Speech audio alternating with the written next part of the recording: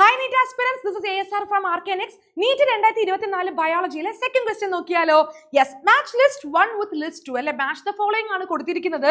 And also നമ്മൾ എന്ത് ചെയ്യണം, കറക്റ്റ് ഓപ്ഷൻ ഇവിടുന്ന് തിരഞ്ഞെടുക്കണം അല്ലെ. അപ്പൊ ആനിമൽ കിങ്ഡം എന്ന് പറയുന്നത് നമ്മുടെ ഏറ്റവും ഇമ്പോർട്ടന്റ് ആയിട്ടുള്ള ചാപ്റ്ററിൽ നിന്നുള്ള ക്വസ്റ്റ്യൻ ആണ്.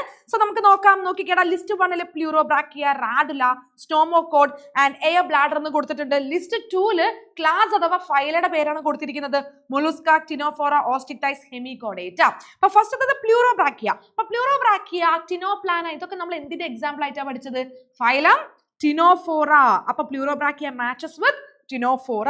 അടുത്തതാണ് റാഡുല അല്ലെ. അപ്പൊ റാഡുല എന്ന് പറയുന്നത് എന്താണ്?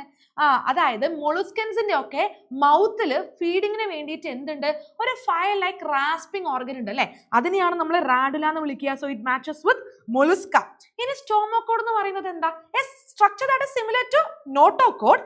അതായത് ഈ ഹെമികോഡേറ്റ്സിന്റെ ഒക്കെ കോളാർ റീജിയൻ ഉണ്ടാവില്ലേ, ഈ കോളാർ റീജിയനിൽ ഒരു റുഡിമെന്ററി സ്ട്രക്ചർ ഉണ്ട്, അതിനെയാണ് നമ്മൾ സ്റ്റോമോകോഡ് എന്ന് പറയാ. അപ്പൊ ഹെമികോഡേറ്റ. ഇനി എയർ ബ്ലാഡർ ഉള്ളത് ആർക്കാണടാ? ഓസ്റ്റിക്ടൈസിനാണോ കോൺട്രാക്ടൈസിനാണോ? ഓസ്റ്റിക്ടൈസിനാണ് അല്ലേ. So air bladder osteichthyes. എന്തിനു വേണ്ടിയിട്ട് എയർ ബ്ലാഡർ? ബോയൻസി മെയിൻറ്റെയിൻ ചെയ്യാൻ വേണ്ടിയിട്ടാണ് അല്ലേ. സോ എ എന്ന് പറയുന്നത് എന്ത് വന്നു? A2 വന്നു ആൻഡ് B1 വന്നു. സി എന്ത് വന്നടാ? C4 വന്നു. C4 വന്നു ആൻഡ് ഡി എന്ത് വന്നു?